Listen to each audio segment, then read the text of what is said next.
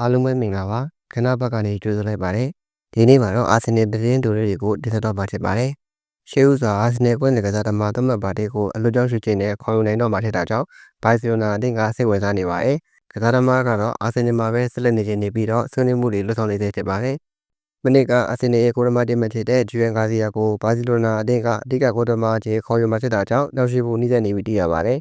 မနေ့ကအာဆင်နယ်ဟာဒီကိုရမကိုခေါ်ယူဖို့ရှင်းနေကောင်းနေပေမဲ့ကိုရမနေရာအတွက်တန်း20ကျော်မလုံးချင်တာကြောင့်ဘုံမော်အတင်းရဲ့ကိုရမအနက်တို့ကိုအငှားနဲ့ခေါ်ယူခဲ့ပါတယ်။ဘာစီလိုနာဟာမာကရက်ဖိုလူဝစ်တရက်တို့ကိုမခေါ်ယူနိုင်ခဲ့ဘူးဆိုရင်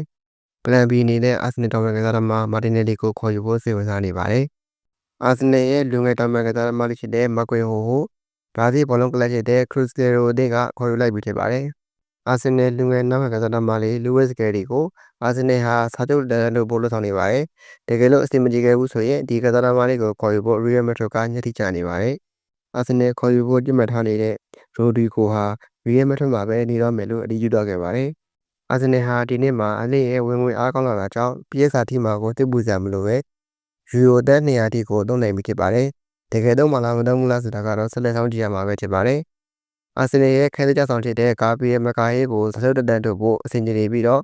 2030အထိစာချုပ်တန်းတို့တော့မှာဖြစ်ပါတယ်။အာဆင်နယ်ဟာဘန်ညူးတက်ကနေအလွတ်ကျောင်းရှိခြင်းနဲ့ခေါ်ယူနိုင်မဲ့စာနေကိုစိတ်ဝင်စားနေပါတယ်။ဒါအပြင်အာဆင်နယ်ဟာဘရက်ဖို့တော်ဝင်ကစားသမားဘိုင်ယန်အပန်ကိုခေါ်ယူဖို့စိတ်ဝင်စားနေပါတယ်။အာဆင်နယ်ဟာတိုက်စစ်နေရာအတွက်ပီတာယောကရက်ပီတာမေဆာစကိုတို့ကိုခေါ်ယူဖို့စိတ်ဝင်စားနေပြီးတော့ကစားသမားတွေရဲ့တဘောတူညီမှုရရှိခဲ့ပါတယ်။ဘယ်တို့ကိုခေါ်ယူမလဲဆိုတာကတော့အဆုံးထိဆုံးကြည့်ရမှာပဲဖြစ်ပါတယ်။အီတလီကလပ်ဖြစ်တဲ့နပိုလီဟာပီတာယောကရက်ကိုခေါ်ယူဖို့စိတ်ဝင်စားနေပြီးတော့မိုင်ယွန်အသင်းကလည်းပီတာမေဆာစကိုကိုအာဆင်နယ်နဲ့အရင်ခေါ်ယူဖို့ရည်ပန်းထားနေပါတယ်။ကျွန်တော်အနေနဲ့ဒီဟာဒီမှာအတင်းတိုင်းဟာအထောင်လိုက်စင်မှုလိုအပ်ချက်ရှိနေပြီးတော့အထောင်လိုက်စင်မှုကစားသမားတွေကလည်းရွေးချယ်စရာများနေတာကြောင့်တစ်ခုကိုဒီကြကြညှိထားပြီးတော့ရရခေါ်ယူနေကြပါတယ်။မဟုတ်ရင်နေဆိုင်မှုများနေတာကြောင့်သူများစီရောက်တော့လာတဲ့ဖြစ်နေတယ်လို့